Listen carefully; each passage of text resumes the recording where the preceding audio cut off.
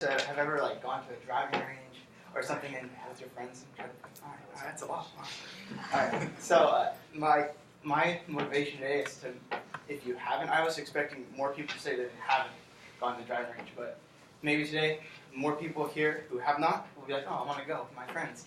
And you guys who have gone a few times are going to be like, oh, let's go on the weekend to like Dairy Creek, like Cuesta, and hit some balls and fun.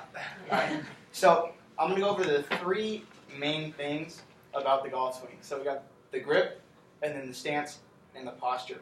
And so I'm going to try to keep it simple so you guys understand everything I'm talking about, because I go really in depth, but that's not going to help you guys at all. So now it's time to learn how to swing the golf club, the basic fundamentals of it. All right. So we're going to talk about the grip first. All right. So the grip is really important because it's basically like your lifeline to the club. That's what's attaching you to the club. So there's three ways that you can grip the club.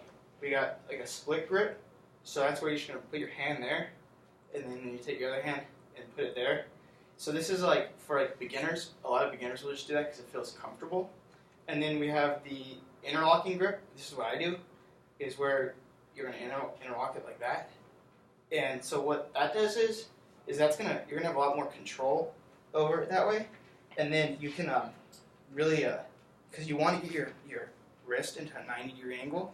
So by doing that, you can really get into that angle. So that's where like most of like guys on tour, they do an interlocking grip, or they'll do the overlap grip, which instead of interlocking it, they just put the pinky over it, which is basically the same thing. And it just allows you to have a lot of control over the club face when you take it back. And then when you come in on impact, you're going to square up to the ball a lot better. And then in Tom Clark's book of How Do You Grip a Golf Club, which is published by Golf Monthly, he explains that you want your grip to be very light. You don't want tension. So you want your grip to be light to where there's just enough pressure to where when you swing the club, the club's not going to go flying. Because in golf, if you have tension, you're not going to have any speed at all. And you do not want tension. That's not good at all. Okay? So then, from the grip, we have the stance. That's the next part. So our stance,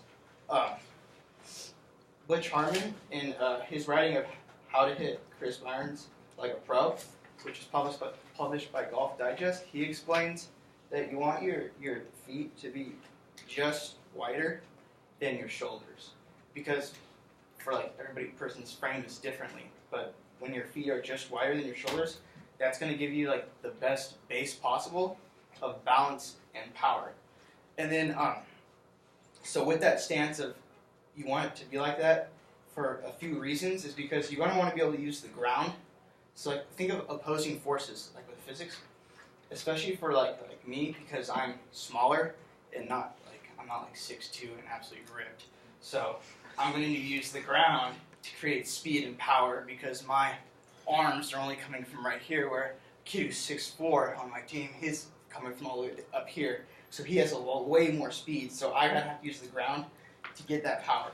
So the few steps with this is you have your stance there, and then when you take the club back, you want 100% of your weight to come onto the back heel.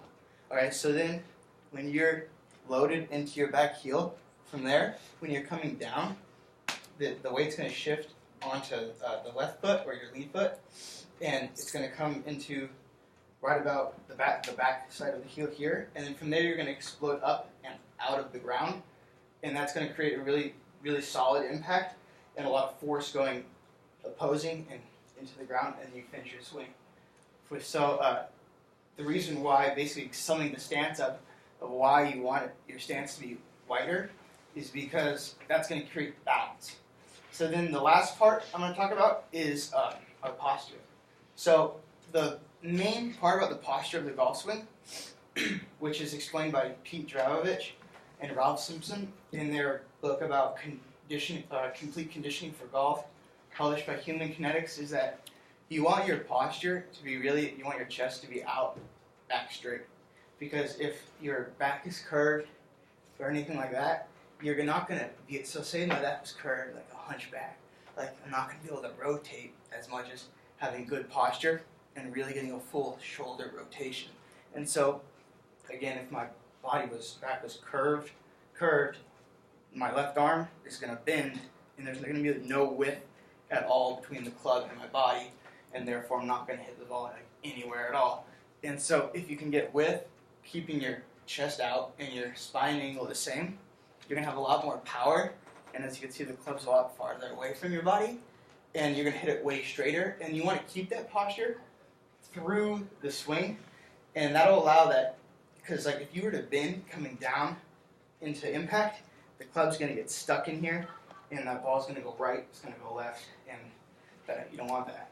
So keeping that posture will really allow you to have a square impact with the ball, and you're going to hit it a lot straighter and a lot farther.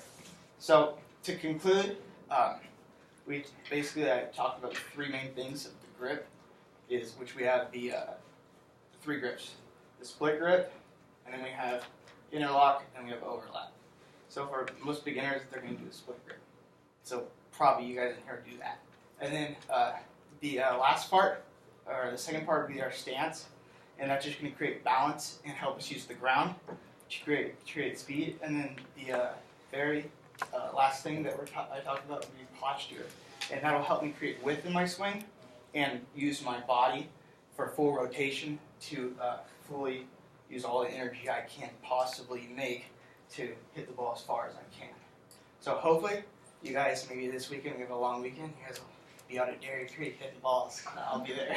Beat the team.